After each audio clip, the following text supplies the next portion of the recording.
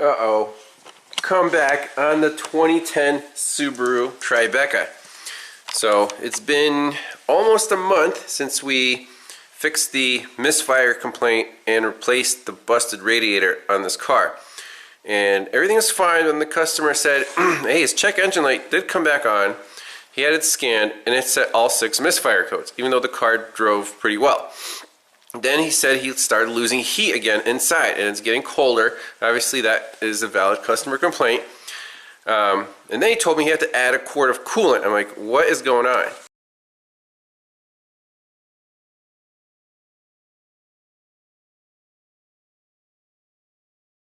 Well, there's a massive coolant leak somewhere on top of the engine.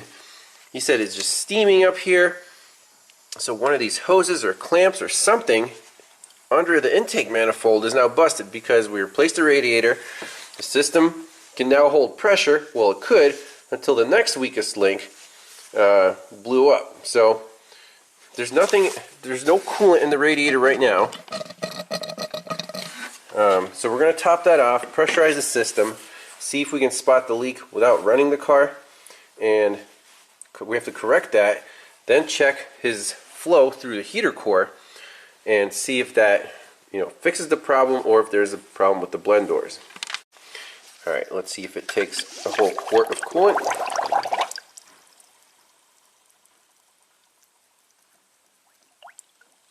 So it's a little slow to fill because the filler neck is kind of separate from the radiator.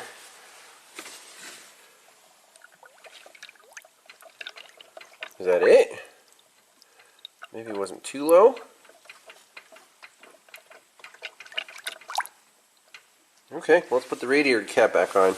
Put some compressed air in here to pressurize the system and see if we can find this leak.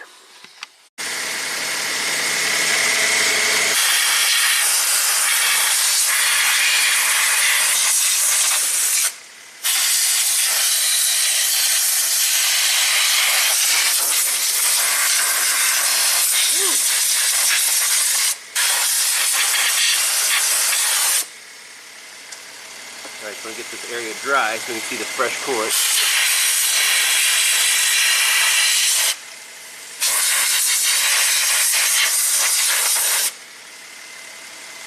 Let's wait. Alright, I think we got it. We got hose right there. See the clamp? This guy right here. I see fresh coolant just starting to pool up right here.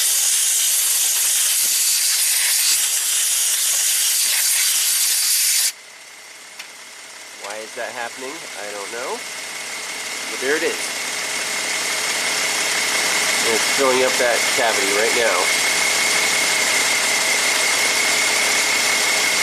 That's fresh coolant. And then it's going to spill right over to here. Yep, and you see filling that puddle right behind the AC compressor. I know it's a little steamy. Right down there.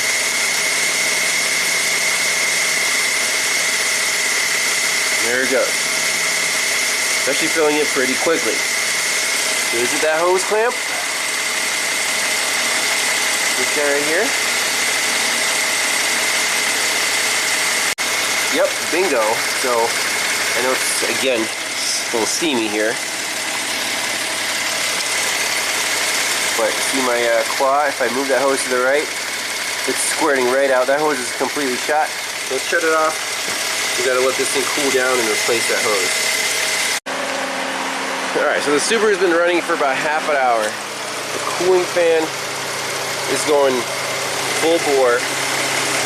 Not really that much hot air coming out. The radiator hoses, yeah, that one's hot. What about the heater core hoses? So, there's 2 of them. This one's pretty hot. This one, it's maybe warm. So this is definitely the inlet to the heater core. This is the outlet.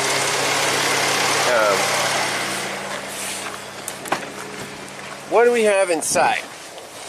So driver's side, he is not great. It's kind of lukewarm, but it's there. If we turn the temperature all the way down, it definitely changes. You know, the blend door does work. It gets much cooler. What about the passenger side? It's not cold, but it's worse than the driver's side. But if you turn it all the way down this way, you can hear, you know, a shift in the airflow, and it does get cooler. So I really don't think the problem's in the blend doors here. This heater core sounds like it's at least halfway plugged up. The coolant temp is being regulated fine. I mean, it's standing here, so it's going to get up to 210 or 215 before the fan goes on high speed, but it does drop back down. So the water pump is working fine. I'm not worried about the water pump. So we have to fix this coolant leak, split hose, and we have to back flush this heater core. Hopefully some crap comes out and the customer will get better heat inside the vehicle. So let's pull it in the shop, drain the coolant out, and do those two things. Replace the hose, back flush the heater core, refill it, and hopefully the Subaru will be happy. Alright, after about 15 minutes, easiest path of least resistance here to get to this hose is to remove the alternator and the AC compressor. So you just hang that up, alternator's out of the way. There's the mess, there's the hose that we need to replace, so that's easy access. And then for the heater core, I'm going to take off these hoses and we're going to back flush it. I'm taking off the heater hose, outlet hose, and it's just looking kind of nasty in there. It's like brown, not very good flow. So we'll let that drain out, back flush it with a garden hose. So I think for 2010, this is a little premature to have a hose just burst. I don't know if it's EPDM or not, but it's coming off. It's completely trashed. It's split right in half. Look at that. So let me pop that off. Let's see if we have a replacement in stock.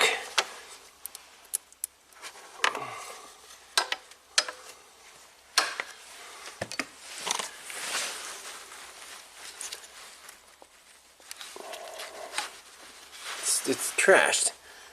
And why is it so brown and nasty inside? I think that's what's going on inside the heater core. Either someone added water to this system. That is not appropriate for a modern cooling system. Alright, using our patented nasty bucket, let's suck all this junk out.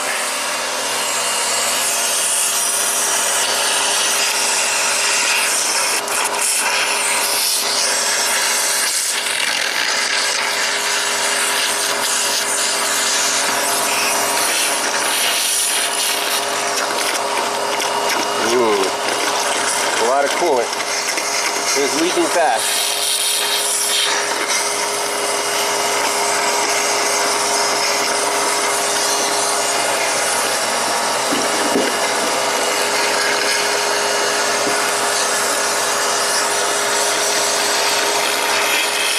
Rubber hose works great for sucking up liquids here.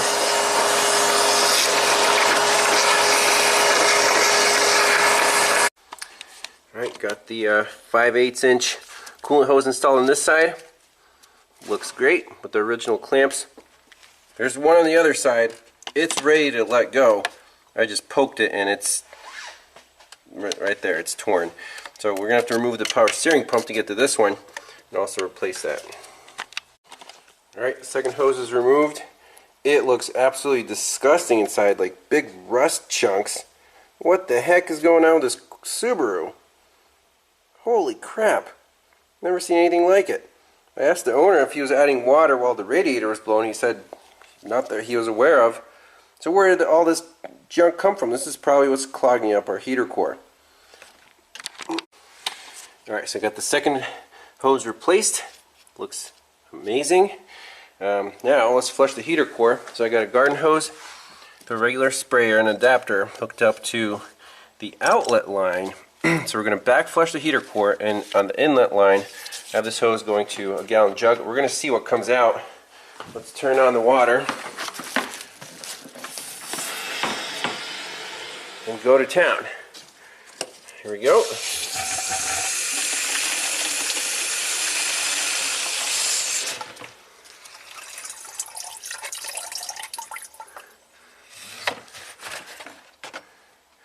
Looks disgusting. It does not look like blue or green coolant. It looks like brown mud. So let's keep that here. I'm just going to look at the flow until it comes out clear. So there is good flow now. The hose is, you know,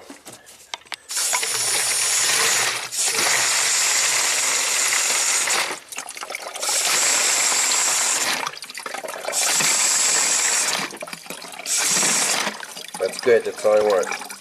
We're done.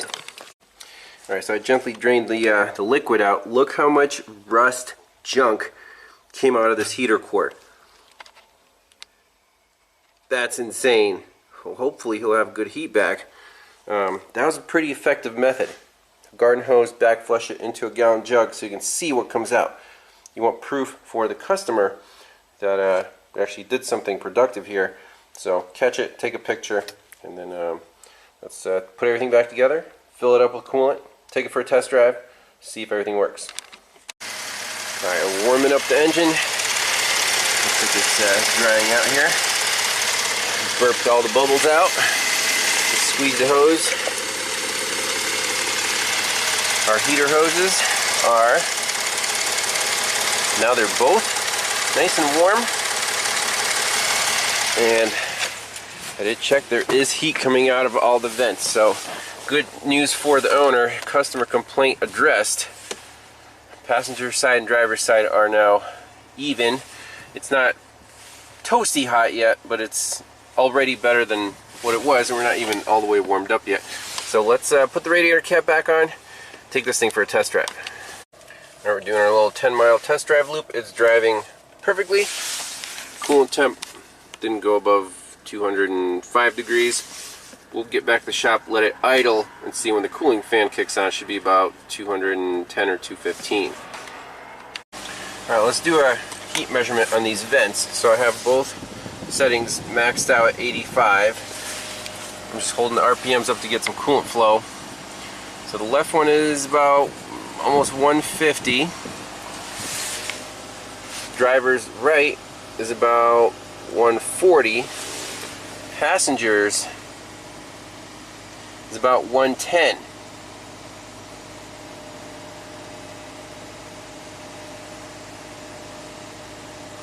$120.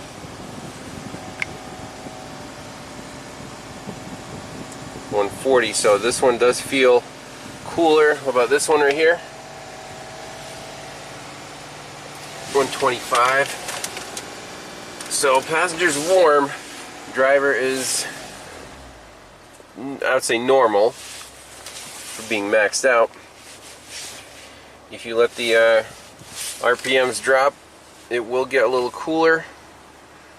And that's normal for most cars since there's less coolant flow through the heater core.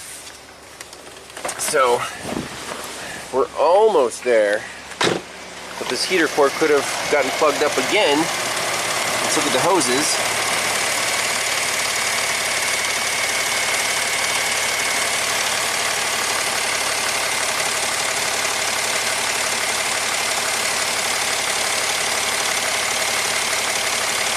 That's the inlet. That's the outlet. I'm just going to feel them.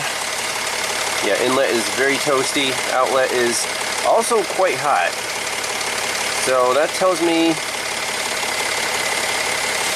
that the heater core itself, maybe there's a filter somewhere before the heater core that's, you know, like the airflow is also a little less on the passenger side. Well, might be about the same.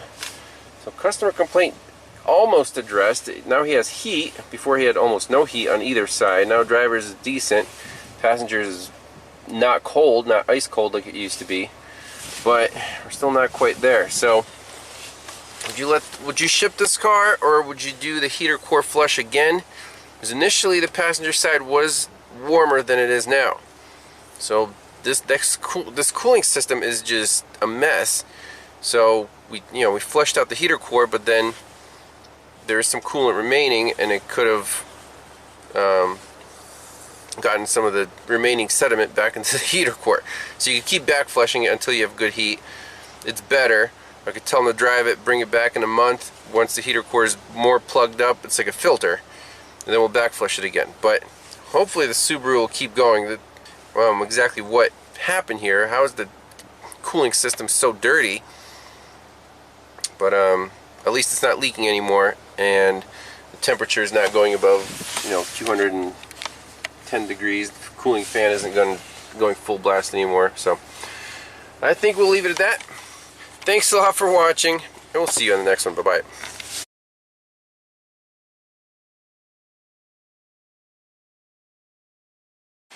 Alright, back flush number 2. Same hookups. And then I connected a hose between the two lines so we don't lose too much coolant. Let's give it a shot, see what comes out into our gallon jug.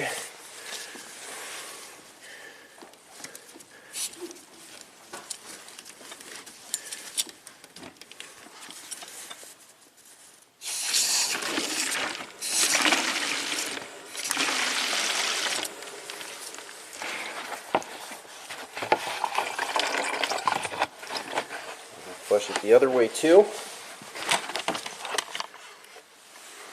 Doesn't look like too much junk came out that time.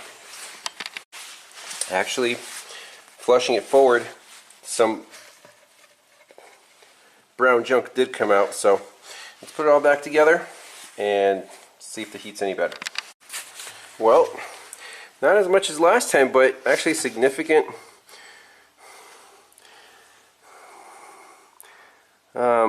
amount of junk came out the second time. How about that? Yep, that definitely fixed it. The second flush did the trick. Both sides are nice and toasty. I think the passenger side might even be better now than the driver's side. So I think the customer should be very pleased. I'll tell them if you start losing heat again gradually, we'll need to do another flush, but it's a quick procedure. Just disconnect 2 hoses, garden hose, flush it forward, flush it back, and you'll have to do that until the heater core, until the whole cooling system cleans itself out. No other way to do it, really. But hopefully it'll last them through the winter. And so that was the issue. Blend doors are fine, ducts are fine, the airflow is fine. Clogged heater core. So thanks a lot for watching. We'll see you next one. Bye.